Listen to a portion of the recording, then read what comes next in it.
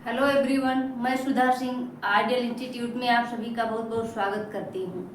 इस समय हम लोग संस्कृत में कारक पढ़ रहे हैं। आज हम कारक में अपादान कारक पंचमी विभक्ति के बारे में पढ़ेंगे। तो आइए शुरू करते हैं। अपादान कारक में पंचमी विभक्ति होती है। इसका पहला सूत्र है अन्यारादितर तेर्दिक शब्दांश उत्तर पदा जा ही युक्ते, यानी अन्य मतलब सिवाय, इतर मीन्स होता है दूसरा, और दिशावाचक, आरात मतलब समीप या दूर, रीते मीन्स बिना, और कालवाचक इन शब्दों के योग में अन्य मतलब सिवाय, इतर मीन्स दूसरा, या फिर दिशावाचक, कालवाचक, आरात मतलब समीप या दूर, रीते मीन्स बिना, इन शब्दों के योग में पंचमी विभक्ति यानी अपादान कारक का प्रयोग होता है। उदाहरण के लिए जैसे ज्ञानात ऋते सुखम नास्ति, जैसे उदाहरण के लिए उदाहरण पहला है हमारा ज्ञानात ऋते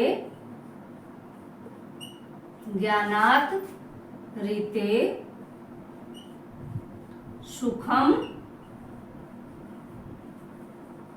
नास्ति, ज्ञान के बिना सुख नहीं है। ज्ञानात ऋते सुखम नास्ति, ये हमारा पहला उदाहरण है। ज्ञानात ऋते सुखम नास्ति। आप लोग इसको देखते चलिए। दूसरा है हमारा जैसे ग्रामात आरात वनम अस्ति, ग्रामात आरात वनम अस्ति, गांव से दूर वन है। ग्रामात आरात वनम अस्ति।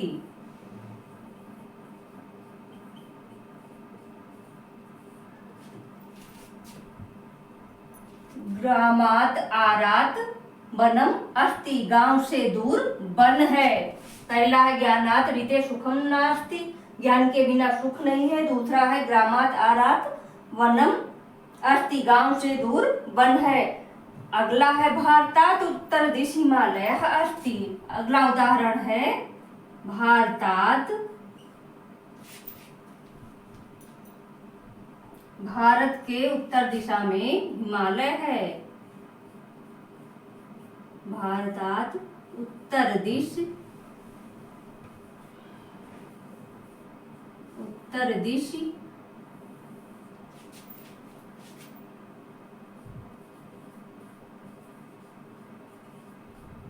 हिमालय अस्ति।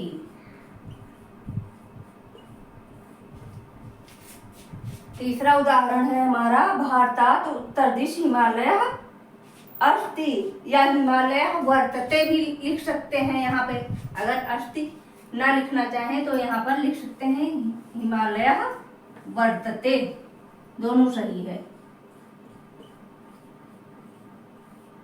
वर्तते, ये है हमारा तीनों उदाहरण। अन्यारादितर तेर्दिक शब्दांश उत्तर पदा जा ही युक्ते सूत्र का उदाहरण। दूसरा सूत्र है हमारा भुव प्रभवश्च वारणार्थानाभिप्सिता ख्यातोपयोगे पंचमी, यानी जिससे कोई चीज पैदा होती है, जिससे कोई चीज अलग होती है, और जिससे लगातार पढ़ा जाता है। जिससे कोई चीज पैदा होती है, जिससे कोई चीज अलग होती है, या फिर जिससे लगातार पढ़ा जाता है, वहां पर पंचमी विभक्ति का प्रयोग होता है। जैसे उदाहरण के लिए, जैसे उदाहरण है हमारा पहला गंगा हिमालयात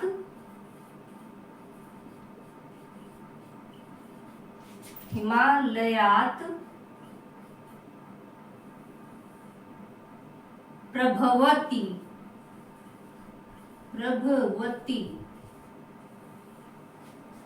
पहला उदाहरण है हमारा गंगा हिमालयात प्रभवती, यानी कि गंगा हिमालय से निकलती है। दूसरा है पुत्रम पापात निवारयति। दूसरा उदाहरण है हमारा पुत्रम पापात् निवारयति।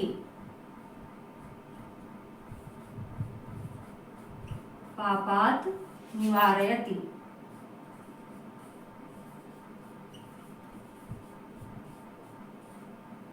उत्तरम पापात् निवारयति। तीसरा उदाहरण है अहम गुरु व्याकरणम पठामि। नंबर 3 पे है। नंबर 3 उदाहरण है। तीसरा नंबर अहम गुरु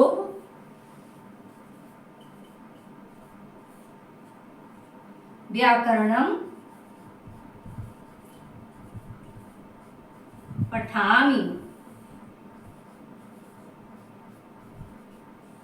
अहम गुरु व्याकरणम पठामि। यहाँ पर उत्पन्न होना, निवारण करना और पढ़ना, इन तीनों के योग में पंचमी विभक्ति का प्रयोग दर्शाया गया है। एक बार आप लोग ध्यान से देख लीजिए, फिर आगे चलते हैं। इसको मिटाकर हम आगे बढ़ रहे हैं। अगला सूत्र है हमारा ध्रुवम पाये अपादानम। अपादाने पंचमी। ध्रुवम पाये अपादानम।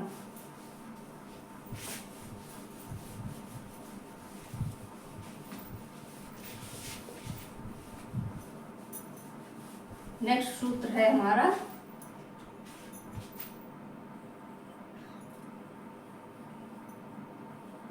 ध्रुवम पाये अपादानम।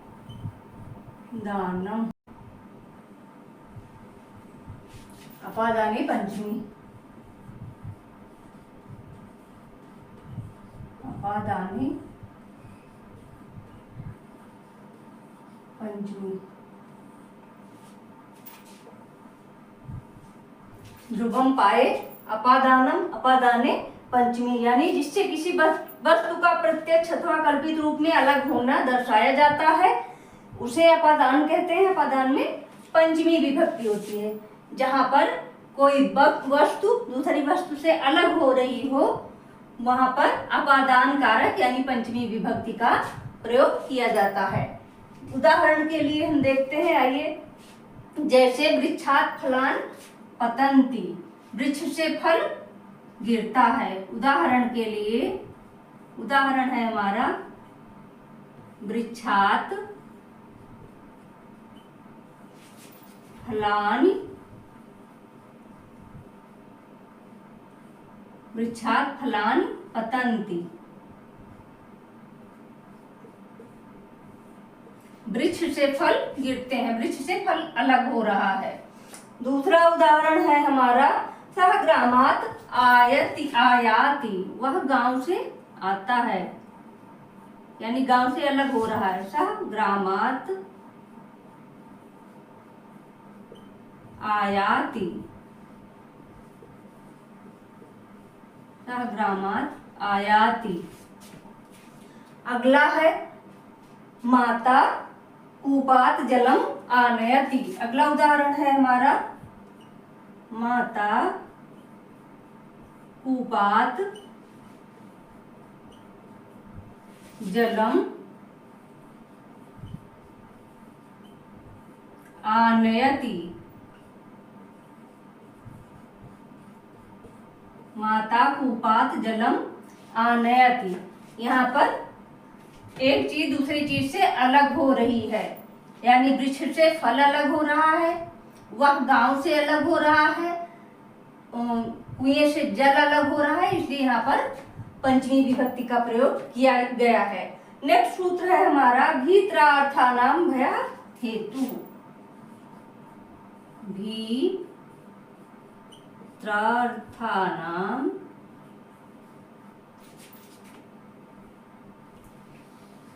भयः हेतुः।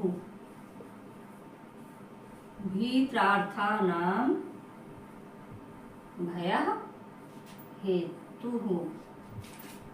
ये है भीत्रार्थानां भयः हेतु, अर्थात भी मतलब होता है भय, त्रय मीन्स होता है रक्षा करना, भी मीन्स होता है डरना या भय।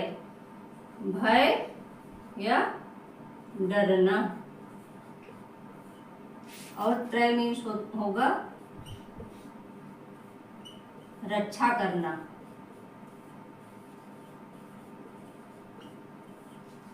त्रय मीन्स रक्षा करना। इन दोनों शब्दों के योग में पंचमी विभक्ति यानी अपादान कारक का प्रयोग होता है। जैसे चौरः रक्षकात् बिभेति। उदाहरण के लिए देखते हैं। पहला उदाहरण है हमारा चौरः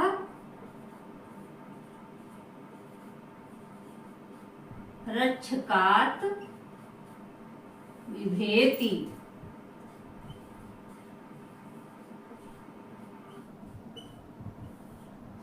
यानी चोर सिपाही से डरता है। चौरः रक्षकात् बिभेति, चोर सिपाही से डरता है। सिंहात् भीतः मृगः अधावत्। दूसरा उदाहरण है हमारा सिंहात्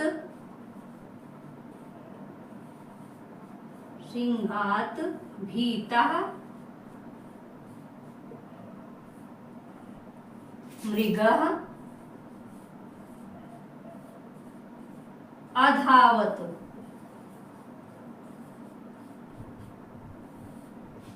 सिंह के डर से मृग भाग गया।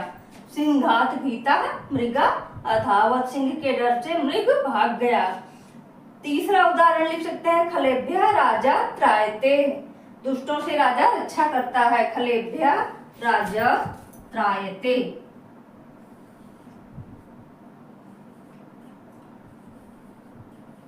खलेभ्यः राजा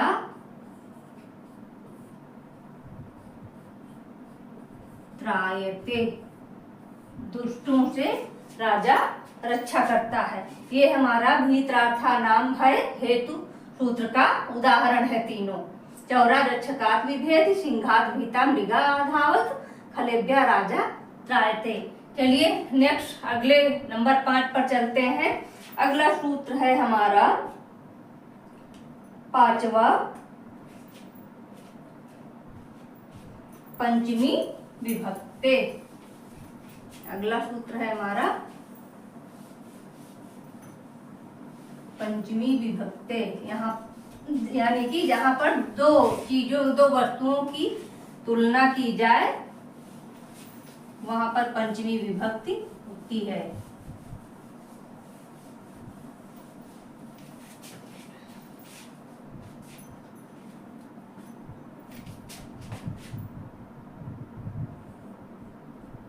पंचमी विभक्ते।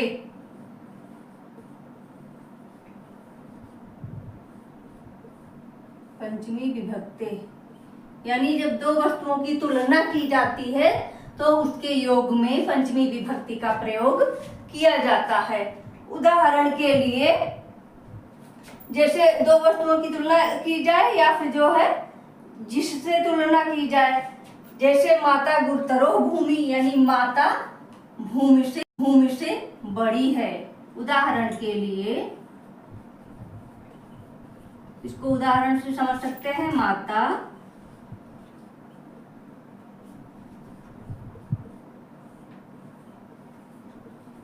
गुरुतरो भूमि।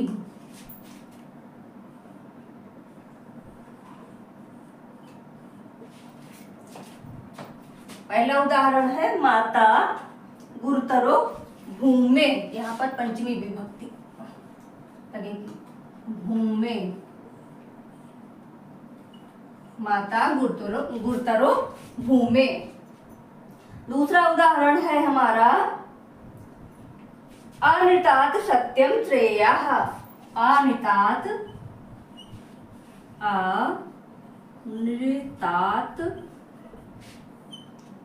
सत्यम श्रेयः।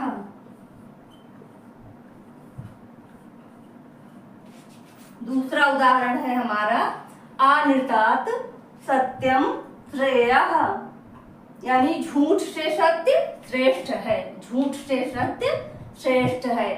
अगला है हमारा रामः श्यामतरः, रामः श्यामात् पटुतरः।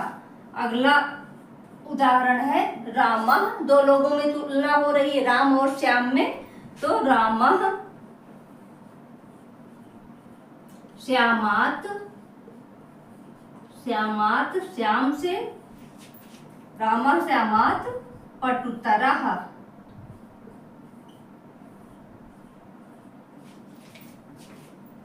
रामः श्यामात् पटुतरः अस्ति, रामः श्यामात् पटुतरः अस्ति। राम श्याम से अधिक चतुर है, रामः श्यामात् पटुतरः अस्ति, राम श्याम से अधिक चतुर है। अगला हमारा सूत्र है जुगुप्सा विराम प्रमादार्थानाम उपसंख्यानम। अगला हमारा सूत्र है जुगुप्सा, जुगुप्सा विराम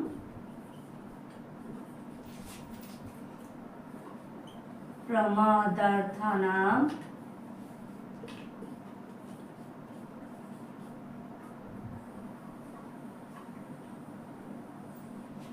जुगुप्सा विराम प्रमादार्थानाम उपसंख्यानम, राम उपसंख्यानम।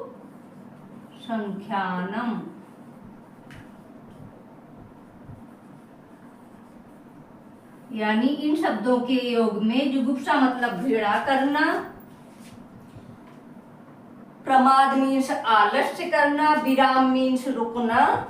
इन शब्दों के योग में पंचमी विभक्ति होती है। जुगुप्सा मतलब घृणा करना, विराम मीन्स रुकना, प्रमाद मीन्स आलस करना। इन शब्दों के योग में पंचमी विभक्ति का प्रयोग किया जाता है। जैसे उदाहरण के लिए भक्तः पापात् जुगुप्सते।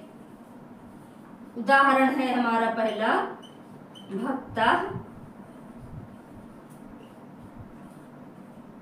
पापात् जुगुप्सते।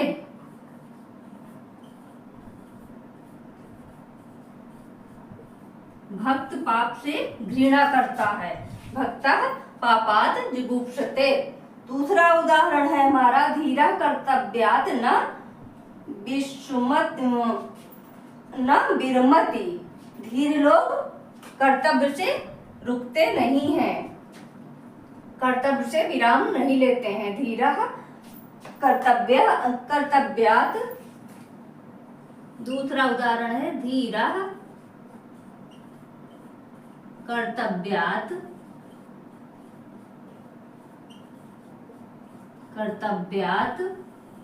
न विरमति, यानी विराम नहीं लेते हैं। धीरः कर्तव्यात् न विरमति। धीर लोग कर्तव्य से विराम नहीं लेते हैं।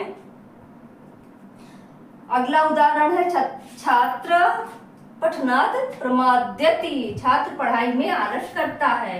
तीसरा उदाहरण है हमारा छात्रः पठनात्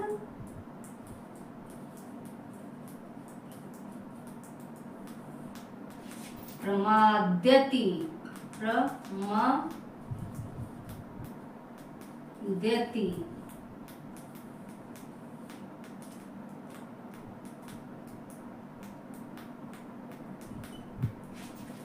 छात्रः पठनात् प्रमाद्यति।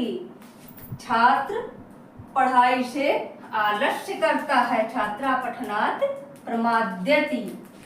आप लोग इसको ध्यान से देख लीजिए। तो ये है आज का हमारा अपादान कारक पंचमी विभक्ति।